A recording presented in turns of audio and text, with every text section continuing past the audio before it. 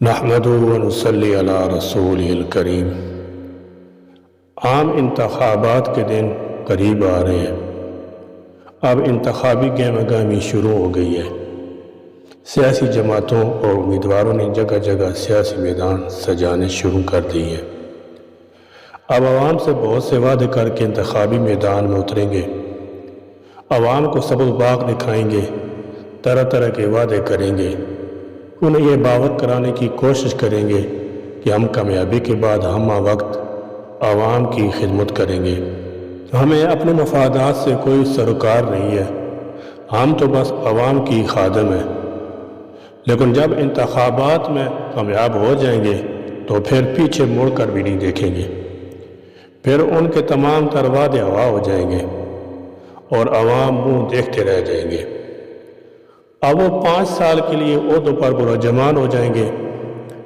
اب وہ کچھ بھی کرتے رہیں، انہیں ہٹانا کوئی آسان کام نہیں ہوگا، اور جو ایک بار منتخب ہو جائے تو 5 سال تک اس کی رکنیت پکی ہوتی ہے۔ اس لیے وہ بھی بے فکر ہو جاتے ہیں کہ 5 سال تک تو ہمیں کوئی نہیں ہٹا سکتا۔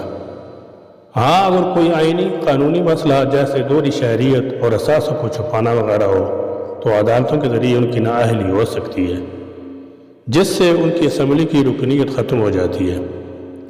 لیکن فقط عوامی مسائل میں عدم دلچسپی اور اپنے انتخابی وعدے پورے نہ کرنے کی وجہ سے کوئی بھی انہیں نااہل نہیں کرتا اور نہ ہی ان کی رکنیت ختم کرتا ہے۔ اس لیے وہ انتخابات سے قبل خوب دعوے کرتے ہیں اور عوام کو سہانے خواب دکھا کر زیادہ سے زیادہ ووٹ حاصل کرنے کی کوشش کرتے ہیں۔ ووٹ حاصل کرنے کے لیے یہ لوگ جھوٹے وعدوں کے ساتھ ساتھ جہاں جہاں ضرورت پڑتی ہے پیسہ بھی خوب لگاتے ہیں، جلسے جلوسوں اور اشتہارات پر بھی بے باک خرچہ کرتے ہیں، اس لیے کہ وہ سیاست کو کاروبار خیال کرتے ہیں اور اس کو بزنس سمجھتے ہیں، اور انہیں معلوم ہے کہ اگر کامیاب ہو گئے تو ہم آئندہ 5 برس کے دوران اس سے کہیں زیادہ کما لیں گے۔ عوام بھی ان کی باتوں میں آ جاتے ہیں اور انہیں خوب ووٹوں سے نواز کر کامیاب بناتے ہیں۔ انتخابات سے قبل روز لوگوں کے پاس جاتے ہیں، لوگوں سے ملاقاتیں کرتے ہیں، ایک ایک گھر میں جا کر ووٹوں کا مطالبہ کرتے ہیں، غریب امیر ہر شخص کے دروازے پر جاتے ہیں، لیکن انتخابات میں کامیابی کے بعد 5 سال تک حلقے کی شکل بھی نہیں دیکھتے۔ عوام انہیں صرف ٹیلی ویژن وغیرہ پر ہی دیکھ سکتے ہیں یا ان کی کالی شیشوں والی گاڑیوں کی دیکھ سکتے ہیں جو سیکورٹی کے حصار میں ہوتی ہیں۔ عوام کی ان تک رسائی نہیں ہوتی۔ لوگ اپنے مسائل حل کرانے کے لیے ان کے محلات کے چکر لگاتے رہتے ہیں، لیکن انہیں ملاقات کے لیے وقت نہیں ملتا۔ اگر کبھی خوش قسمتی سے مل بھی جائیں تو وہی جھوٹی تسلی دے کر رخصت کر دیتے ہیں۔ عوام انہیں ووٹ دینے کے بعد اگلے 5 سال تک انہیں وعدے پورے نہ کرنے کی وجہ سے برا بھلا کہتے رہتے ہیں، جبکہ آپس میں ایک دوسرے کو بلکہ بسا اوقات خود کو بھی غلط شخص کو ووٹ دینے کی وجہ سے کوستے رہتے ہیں۔ خدا خدا کر کے 5 سال پورے ہوتے ہیں اور دوبارہ انتخابات کا وقت آتا ہے تو یہی سیاستدان پھر ووٹ مانگنے کے لیے ان لوگوں کے پاس پہنچ جاتے ہیں۔ یہ ایک بار پھر ان سے وعدے کرتے ہیں اور یقین دہانی کراتے ہیں کہ اب ہم کامیاب ہوئے تو فلاں فلاں کام ضرور کریں گے، اور اکثر عوام پھر ان کے دام فریب میں آ جاتے ہیں اور انہیں ووٹ دے دیتے ہیں۔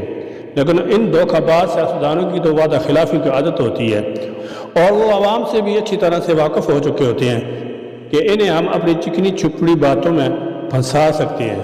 اس لیے اسمبلی میں پہنچنے کے بعد وہ پھر پرانی روش اختیار کر لیتے ہیں اور عوام منہ تکتے رہ جاتے ہیں۔ ہمارا سب سے بڑا مسئلہ یہ ہے کہ ہم امیدوار کو پرکھ نہیں سکتے کہ کون سا امیدوار ہمارے لیے بہتر ہوگا جو ہماری امیدوں پر پورا اتر سکے، یا امیدوار میں کون سی خصوصیات ہونی چاہیے جن کی بنا پر اسے ووٹ دیے جا سکے۔ ہم امیدواروں کے درمیان فرق نہیں کر پاتے کہ کون سے امیدوار میں کیا خصوصیات ہیں جو اسے دوسروں سے ممتاز کر کے ووٹ کا حقدار بناتی ہیں۔ ہم سیاسی جماعتوں میں بھی بری طرح الجھے ہوئے ہیں۔ ہم جس سیاسی جماعت سے ایک بار وابستہ ہو جائیں اسے عمر بھر چھوڑنے کو تیار نہیں ہوتے۔ ہمیں اس جماعت سے عقیدت ہو جاتی ہے، پھر وہ سیاہ کرے یا سفید، ہم اس کا ہر قیمت پر دفاع کرتے ہیں، چاہے اس کے لیے ہمیں شرعی احکامات پر سمجھوتا کرنا پڑے یا اپنی خونی رشتوں کی قربانی کیوں نہ دینی پڑے۔ پھر یہ سیاسی جماعتیں اسمبلیوں میں زیادہ سے زیادہ نمائندگی حاصل کرنے کے لیے ہر اس شخص کو انتخابات کے ٹکٹ دے دیتی ہیں جو انتخابات جیت سکے، خواہ اس کے لیے وہ کوئی بھی حربہ اختیار کرے، چاہے وہ پیسے دے کر ووٹ خریدنے کی طاقت رکھتا ہو یا دھونس اور دھاندلی کے ذریعے ووٹ حاصل کرنے کی صلاحیت رکھتا ہو۔ ہمارے عوام سیاسی جماعتوں کے ساتھ اپنی دلی لگاؤ اور عقیدت کی وجہ سے ان کی طرف سے نامزد کیے گئے ہر امیدوار کو بخوشی ووٹ دینے کے لیے تیار ہو جاتے ہیں، بلکہ دوسروں کو بھی اسے ووٹ دینے کی ترغیب دیتے ہیں، چاہے اس کا ماضی کتنا ہی داغدار ہو۔